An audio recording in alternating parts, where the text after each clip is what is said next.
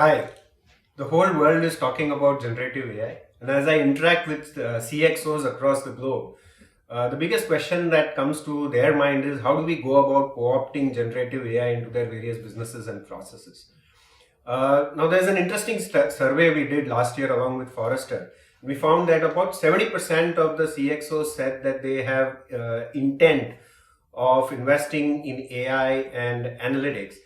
And then what actually happened is only about 37% of them actually made it in terms of real investments. And therefore, the gap between intent and execution is huge.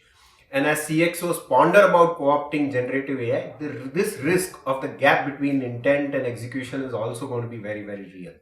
So how do they bridge that gap? What should they do? Now, there are three things that they need to find out. First, what are the businesses, aspects, processes, or use cases they need to identify to go about using Gen AI with?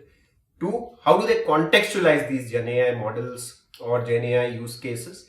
And three, how do they actually go about implementing it and implementing it at scale?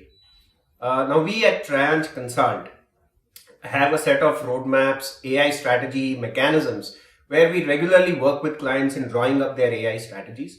And one of the things that we do is try and find out mechanisms to identify use cases. Now, these could be in terms of cost, and could be ease of implementation, could be in terms of the business impact that a particular process or a business is likely to be gaining by adopting AI or generative AI.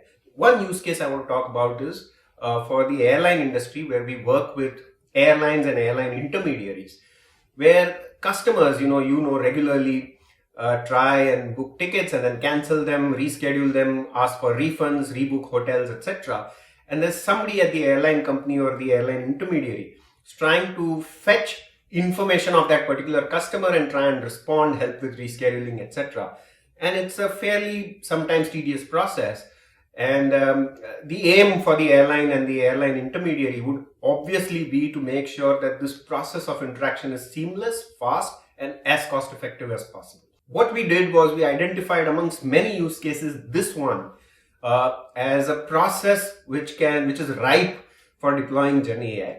What we did is we plugged our customary AI models, plugged in our understanding of this process, and put a pipe into the generative AI in a contextualized manner, where the information to the end customer was provided at a much faster rate, in a manner that was far more satisfactory, resulting in improved NPS, reduced cost of providing these responses for the airline company, and in a manner where the customer interests are protected, the airline's interests are protected, and the cost of using Gen AI is much lesser. And therefore, Triange Consult and looking at frameworks of how you identify use cases in a practical manner is going to be the first point. The second aspect is about contextualizing the generative AI models. Now, this is where oftentimes it will be handy for the CXO to use ready-made platforms or accelerators that a company has that could aid in this process. Now, we at Triange NXT, which is our platforms group, has multiple platforms that just does this. For instance, we work with insurance companies, and insurance companies get a number of claims, let's say for motor accidents.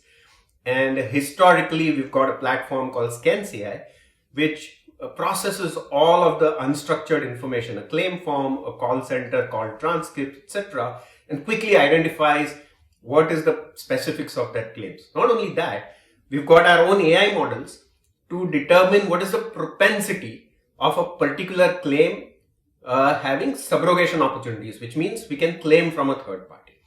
Having said that, if I club this with generative AI, then not only will I know the propensity, I will actually be able to identify the extent of the damage and the amount that I can claim from the third party, and that the person who's handling the claim will know it almost real time.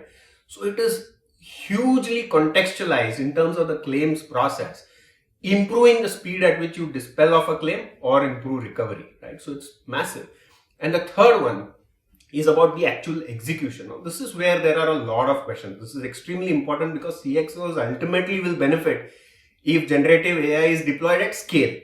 And therefore, you need almost like a center of excellence. The Triange Center of Excellence does this, has a set of execution frameworks data privacy frameworks, agile best practices, technology landscape mapping, to put all of these use cases in the right context so that the execution is successful, cost effective, seamless, and at scale, right? And we've done this for the medical industry, for instance, at scale, where we've reduced the number of hours that nurses use in going through medical documents. Anyways, we can talk about many such examples, but execution at scale with accuracy, ensuring Gen AI models are fair and unbiased, is going to be the key.